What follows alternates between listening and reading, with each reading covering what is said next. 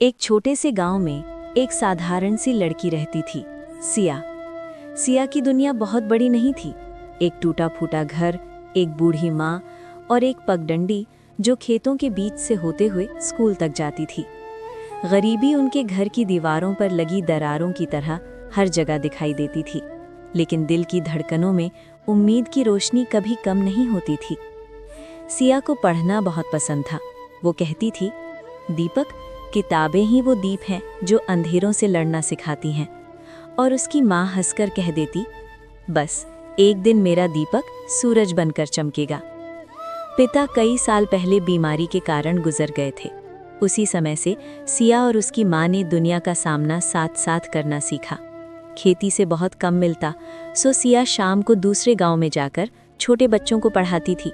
इससे कुछ पैसे मिल जाते और घर चल जाता। साल बीतता रहा, संघर्ष चलता रहा। धीरे धीरे सिया की माँ की तबीयत बिगड़ने लगी। डॉक्टर ने कहा, ज्यादा काम न कराएं, दवा और आराम जरूरी है। सिया अब और मेहनत करने लगी।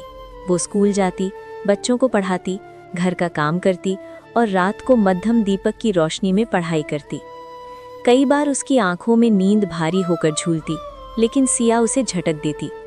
माँ ने मेरे लिए इतनी नींदें गंवाई हैं, मैं कैसे हार जाऊं? वो खुद को समझाती। सपना और डर साथ साथ। सिया का सपना था शिक्षक बनना, अपने जैसे बच्चों का भविष्य संवारना।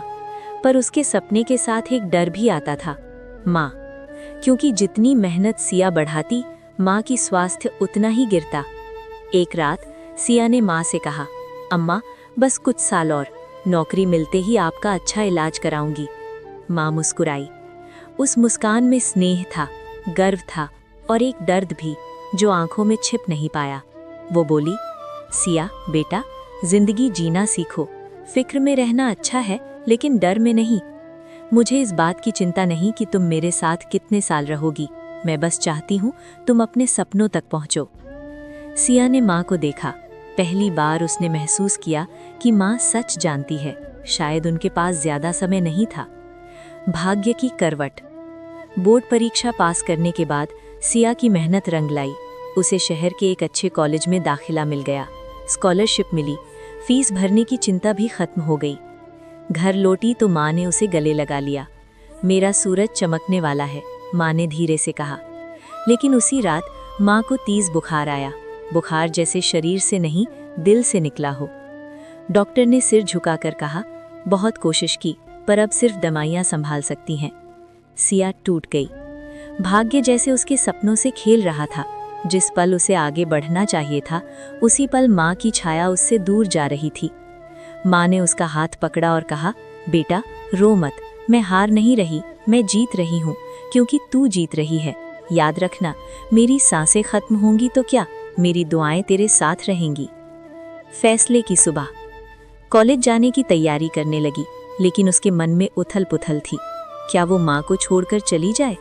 क्या सपनों से वफा माँ से बेवफाई होगी?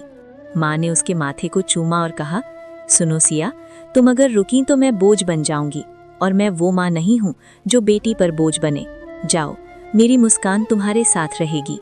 सिया ने आंसू पोंछे। उस रात उसने माँ की गोद में सिर रखकर कहा, अम्मा, मैं वादा करती हूँ, आपके सपने को अपना बनाकर जीऊंगी। अंतिम मुलाकात। कॉलेज का पहला दिन।